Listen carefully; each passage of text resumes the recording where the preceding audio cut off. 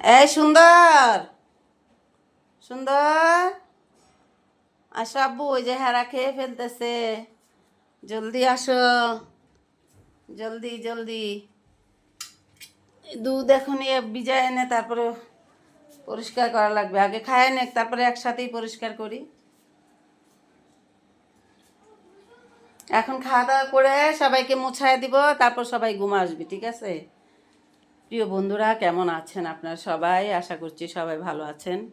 যে যেখান থেকে আমার ভিডিওটা দেখছেন, বন্ধুরা যারা আমাদেরকে ভালোবাসেন, আমার ময়নাদেরকে ভালোবাসেন, আমাদেরকে ভালোবাসেন, দয়া করে আমাদের যারা চ্যানেল থেকে দেখছেন ভিডিওটা, চ্যানেলটা সাবস্ক্রাইব করে দিবেন। যারা ফেসবুক পেজ থেকে দেখছেন, পেজটাকে ফলো করে দিবেন। আমাদের পাশে থাকবেন, সাপোর্ট করবেন। তো বন্ধুরা, এখন যে শীতের মৌসুমটা এসেছে, এই বছর বেশি শীত নাই। অন্য অন্য বছর একটু বেশি ঠান্ডা পড়ে। এখন এইবার জানি না সামনের মাসের দিকে কি একটু ঠান্ডা পড়বে কি না। ঠান্ডাটা এবার এনজয় করা বেশি একটা গেল না। তবে আমরা বেশি একটা এনজয় না করতে বলে একটা চাদর গায়ে দিতে পারি নাই নামায় এখন পর্যন্ত। শীতের একটা সোয়েটার পরতে পারি নাই, বুঝতে পারছেন? মানে শীতের কাপড় চোপড় পরে বাইরে বেড়ানো, সন্ধ্যায় গিয়ে বাইরে গরম গরম হালিম খাওয়া, কফি খাওয়া, চা খাওয়া, হ্যাঁ। তো এগুলো এখনও এই বছর করাই হলো না। তো ঠান্ডার দেখাই পাওয়া যাচ্ছে না। মানে প্রথমে এক দুদিন একটু রাতে, গভীর রাতের দিকে একটু মানে ঠান্ডা বাতাস বইছে, কিন্তু এখন খুব একটা বেশি ঠান্ডা নেই। গ্রামে অবশ্য সবাই এনজয় করছে অনেক আগে থেকেই, 2 মাস আগে থেকে। গ্রামে তো আপনার আশ্বিন মাস থেকেই হালকা হালকা ঠান্ডা শুরু হয়ে যায়। তখন থেকেই সবাই কাঁথা গায়ে দেয়, পাতলা কাঁথা চাদর গায়ে দিতে শুরু করে, পাতলা পাতলা কম্বল। আবার যখন আশ্বিন ভাদ্র কার্তিক চলে আসে, অঘ্রাণ অঘ্রাণ মাসে পুরাপুরি ঠান্ডা থাকে দেশে। কিন্তু ঢাকায় এত নাই এবার। তো জানি না কি হয়। জানুয়ারির দিক থেকে একটু ঠান্ডা হয়তো পড়লে পড়তেও পারে। তো তারপরও যেটুকু ঠান্ডায় আছে আর কি, সেটুকুর মধ্যে হচ্ছে পরিবর্তনটা হচ্ছে সেটা, গোসল করতে গেলে পানি একটু ঠান্ডা লাগে এই আর কি। আর সবার জন্য না। আবার আবার এই টাইমে যদি দুপুরের দিকে মনে করেন 2টার দিকে 1টার দিকে গোসল করলে টাঙ্কির পানি উপরে রৌদ্র লেগে মোটামুটি গরম হয়ে যায়, কিন্তু সকালের পানিটা একটু ঠান্ডা থাকে।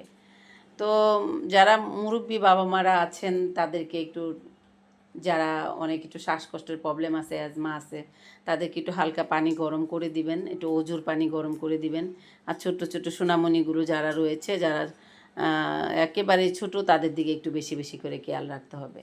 তো বন্ধুরা যারা গ্রামে রয়েছেন তারা কেমন এনজয় করছেন ঠান্ডা? তারপর হচ্ছে আপনার অঘ্রাণ মাস হচ্ছে অনেক একটা মধুর মাস। সেই মাসে হচ্ছে নতুন সব কিছু নতুন, সব ফসল নতুন হয়, শাক সবজি তরু তরকারি। তারপর হচ্ছে আপনার নতুন ধানের চালের ভাত, সব কিছু নতুন, পিঠা নতুন ধানের চাল দিয়ে পিঠা তৈরি করা, সব কিছুই নতুন। তো গ্রামে যারা রয়েছে প্রচুর প্রচুর মন ভরে এনজয় করছে। আর যারা গ্রাম থেকে দূরে আছে, শহরে আছে যারা, তারা এনজয় করতে পারছে না, কিন্তু মিস করছে, সব কিছু মিস করছে। যেমন আমি করছি, আমি তো যেতে পারছি না।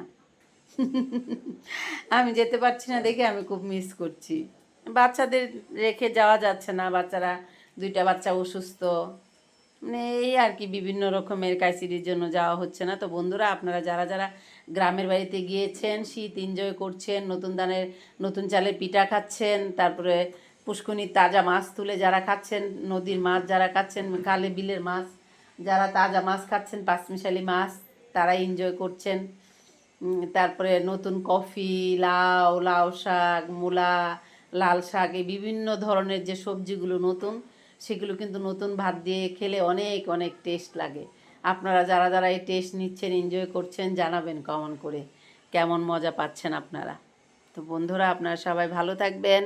আমি আমার ময়নারা এতক্ষণ সময় ধরে ওরা মাছের মাথার নরমগুলো দিয়েছিলাম, খাচ্ছিল, এখন ভাত মেখে দিব। দেখেন না দুধ ফেলে দিয়ে কি করছে।